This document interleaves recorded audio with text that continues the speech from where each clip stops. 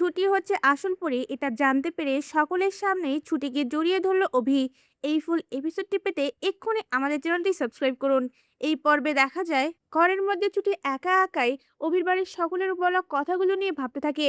তখনই অভি ছুটির কাছে এসে বলে ওঠে, আমি তোমাকে আগেই বলেছিলাম এই বিয়েটা হলে বড় ঝড় আসতে পারে। এই ঝড়টাকে তোমাকে মোকাবেলা করতে হবে আর সকলের সামনে এমন ভাব করতে হবে আমরা একে অপরকে খুব ভালোবাসি। তখন ছুটিও কথায় রাজি হয়ে যায়। এরপর দেখা যায় অভি ছুটিকে বলে ওঠে, তোমার বাবাকে নির্দোষ প্রমাণ করার জন্য আমার আরো কিছু প্রমাণের দরকার। তাই তোমার বাবা দেবদত্তের সঙ্গে আমাকে থানায় দেখা করতে হবে। এই কথা শুনে ছুটিও বলে ওঠে, আমিও বাবার সঙ্গে দেখা করতে চাই। ছুটিকে নিয়ে অভি থানায় গেলে ছুটি তার বাবার কাছে ছুটে গিয়ে বলতে থাকে, বাবা তুমি ঠিক আছো তো?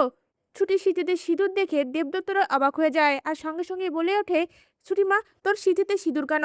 তখন ছুটিও তার বিয়ের ঘটনা তার বাবাকে খুলে বলে। কথাটা শুনে প্রথমে ছুটির বাবা রেগে গেল, পরবর্তীতে কার সঙ্গে বিয়ে হয়েছে এটা জানতে পেরে অনেক খুশি হয়ে যায়। এরপর দেখা যায় ছুটির বাবার কাছে অভি অনেক প্রশ্ন করে আসল সত্যটা জানার চেষ্টা করে। ঝুমকির বিষয়ে অভি নানান প্রশ্ন করলে সেখান থেকে নতুন এক রহস্যের মুখোমুখি হয় অভি। অভি জানতে পারে ঝুমকি কতটা খারাপ ছিল। তখনই অভি মনে মনে বলতে থাকে, এটা আমার পরি হতেই পারে না, এটার আসল রহস্য এনার কাছ থেকেই আমি পাবো। অভি সঙ্গে সঙ্গে তার ফোনে থাকা পরীর ছোটবেলার ছবি দেখিয়ে বলে ওঠে, এটাই কি ঝুমকি? পরীর ছোটবেলার ছবি দেখে দেবদত্ত চমকে ওঠে আর সঙ্গে সঙ্গে বলে ওঠে, না এটা ঝুমকি নয়, এটা আমাদের পরিমা।